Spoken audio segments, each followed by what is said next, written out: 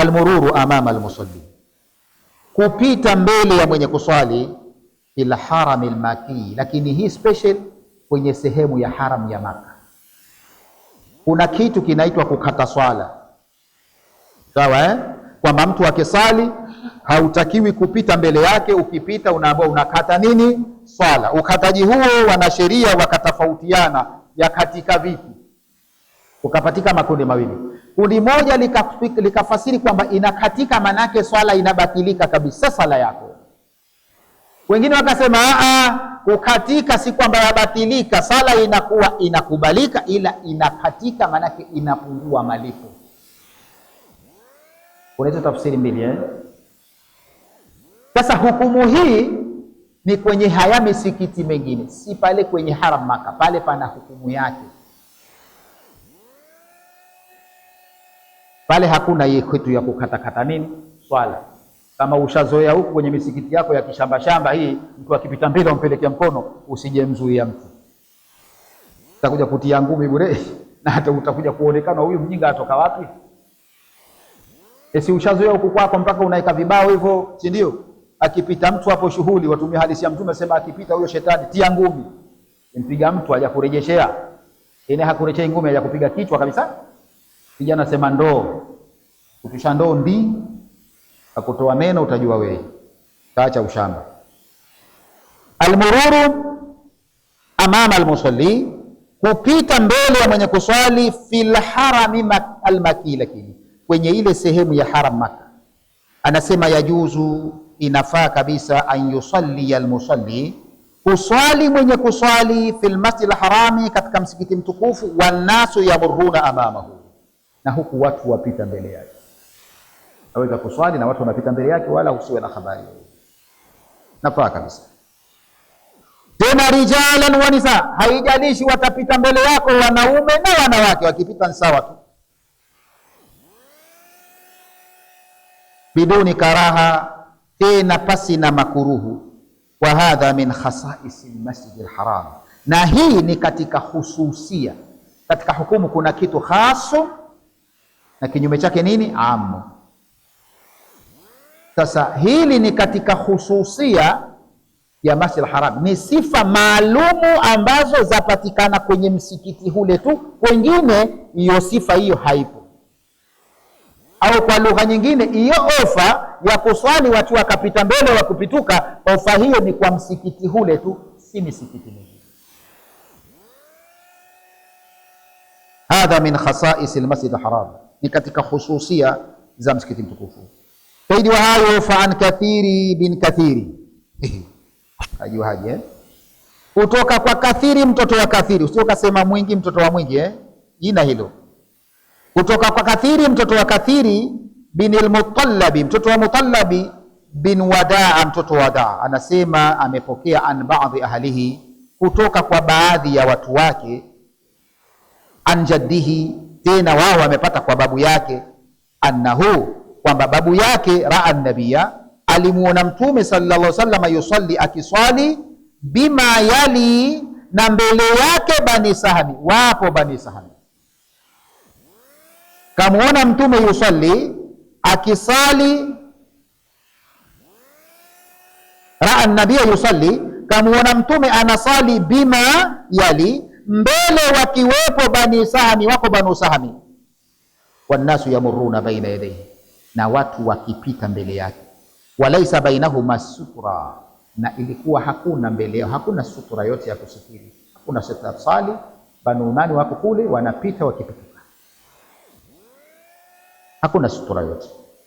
Kala Sufyan bin Uyayna, akasema Sufyan bin Uyayna, laisa bainahu wa baina alkaabati sutra, hapakuwa kati ya Mtume na Kaaba, hapakuwa na sitra pale mbele, kwamba labda kuna vibao. Vibao mtachonga huku kule, usio ukachonga vibao.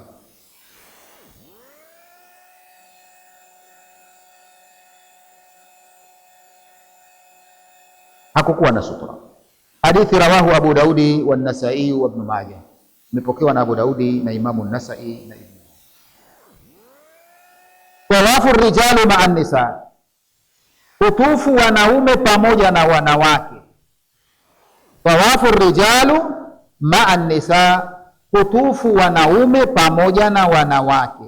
Rawal Bukhariyu, amepokea Imam Bukhari an ibn Juraiji, kutoka kwa Juraiji kala, amesema akhbarani Ataun, amenieleza bwana Ata, idh mana ibn Hishami, alinieleza idh, pale ambapo mana ibn Hishami, alipokataza Ibn Hishami nisaa, alipowakataza wanawake tawafa, kutufu maa rijali, pamoja na wanaume.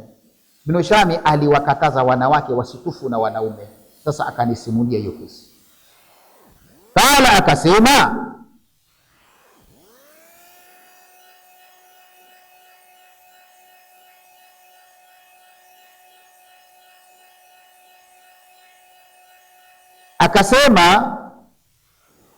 kaifa tamna'ahunna, inakuwaje anawazuia? Kaifa tamna'ahunna, kwa nini anawazuia? Wakatafa nisa'u nabii, hali ya kuwa walitufu wake wa Mtume sallallahu alaihi wasallam ma'a rijali, pamoja na wanaume. Yeye anawazuiaje?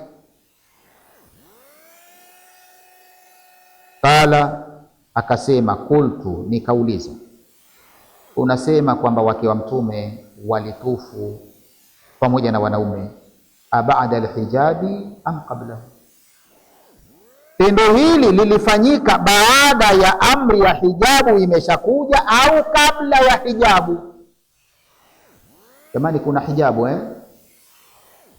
na hijabu ziko aina tatu. Unajua hivyo au unajua hijabu kujifunika tu?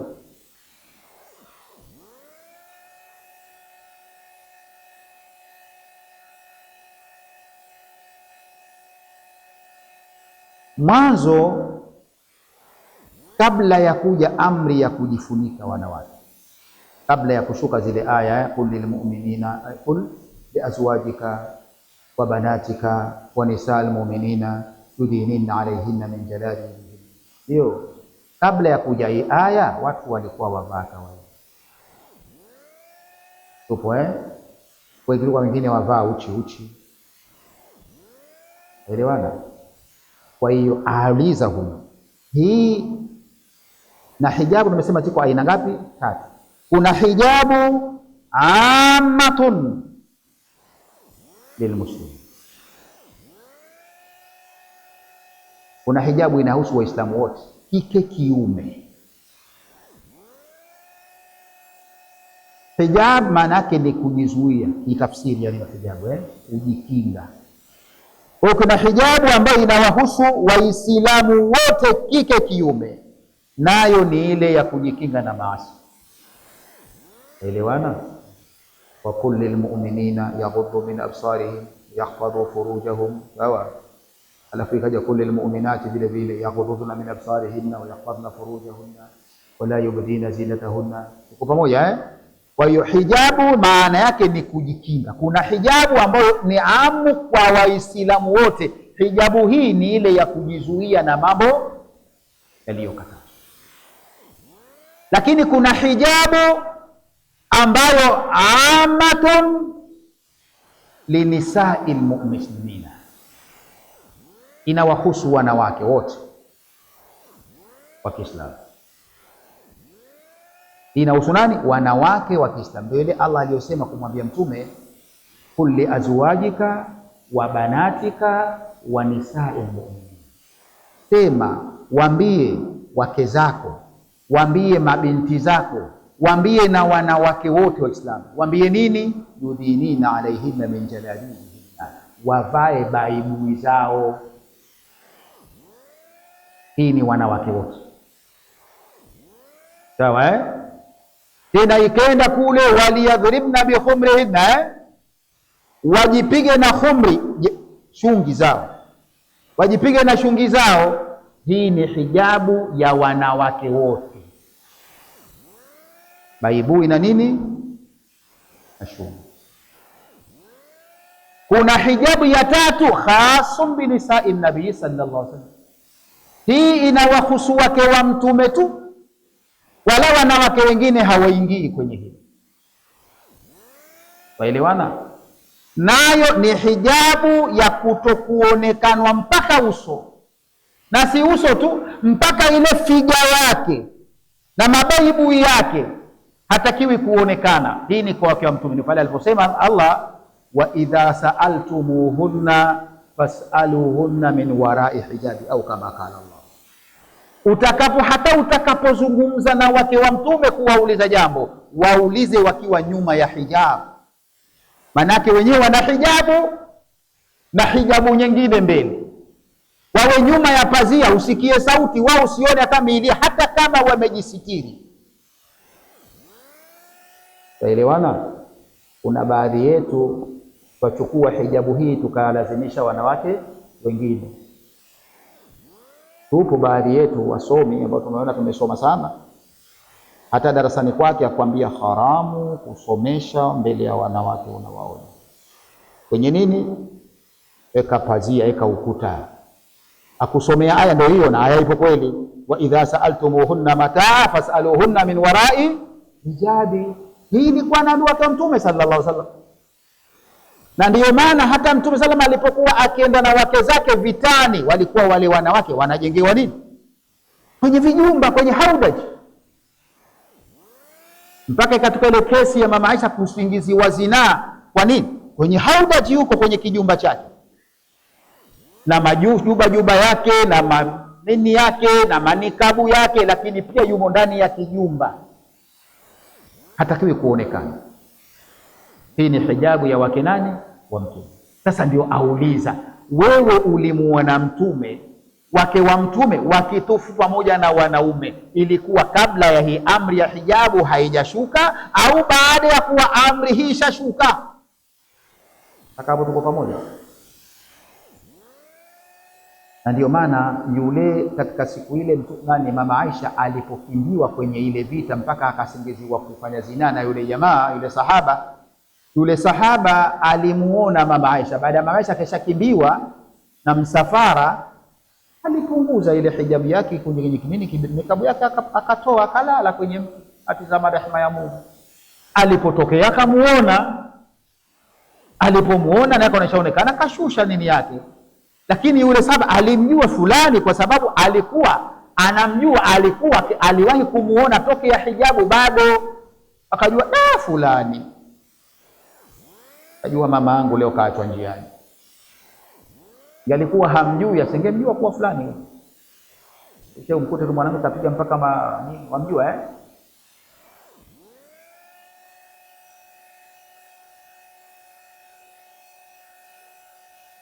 na akamuuliza, je, uliwaona hao mamama wakitufu pamoja na wanaume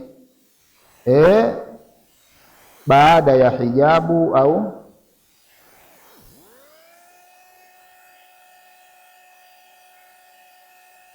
Qultu baada alhijabu am qablahu?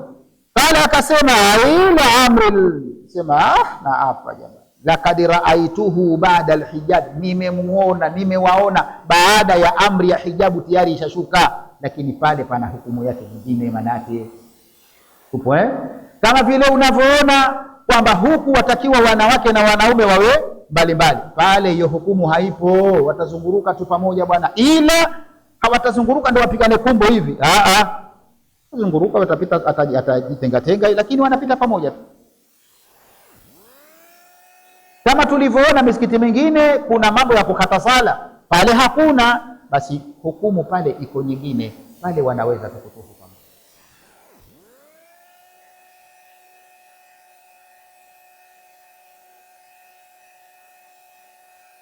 Qultu, nikasema, kaifa yukhalitna, vipi wanachanganyika rijala na wanaume, washikana na wanaume?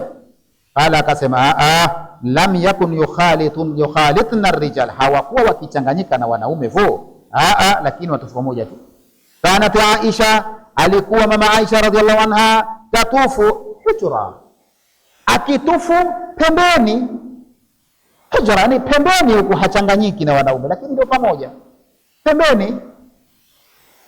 Hujra akitufu pembeni.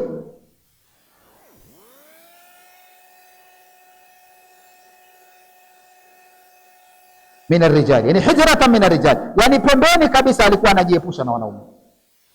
la tukhalituhum, walikuwa hachanganyiki nao.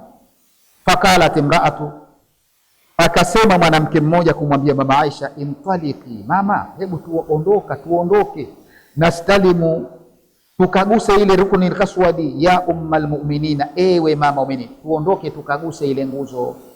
Qalati, mama akasema, intaliki anti, ondoka wewe, nisendi. Ondoka wewe, nenda wewe, nisendi. Kwa nini? Asema wa abat, yeye alikataa. Fakunna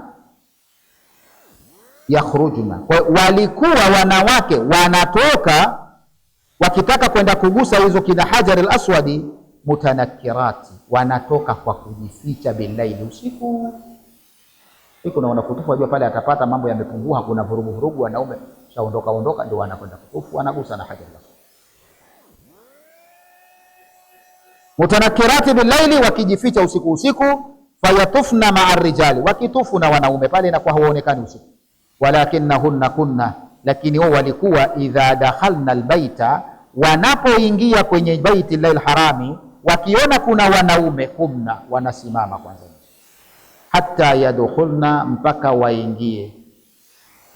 Wa akhraja rijal, na watoke wanaume, toka wanaingia wao. Walilmar'ati, na mwanamke anayo haki an tastalima alhajar, kugusa hajar aswadi inda alkhulwa, lakini inapokuwa kuna faragha. Inda alkhulwa, anapokuwa hakuna wanaume, basi atakwenda akagusa hajar alaswadi pia. Walbu'du ani rijali, na atakapokuwa yuko mbali na wanaume, kama hakuna nafasi si lazima. Faidi wa hayo, fa Aisha radhiyallahu anha, kutoka kwa mama Aisha Allah mridhie, annaha qalat limraati, mama Aisha alisema kumwambia mwanamke mmoja, la tuzahimi ala alhajari, usende kufanya zogo pale kwenye hajar aswadi. In raaiti khulwa, ukikuta kuna nafasi, kuna faragha, fastalimi, kaguse.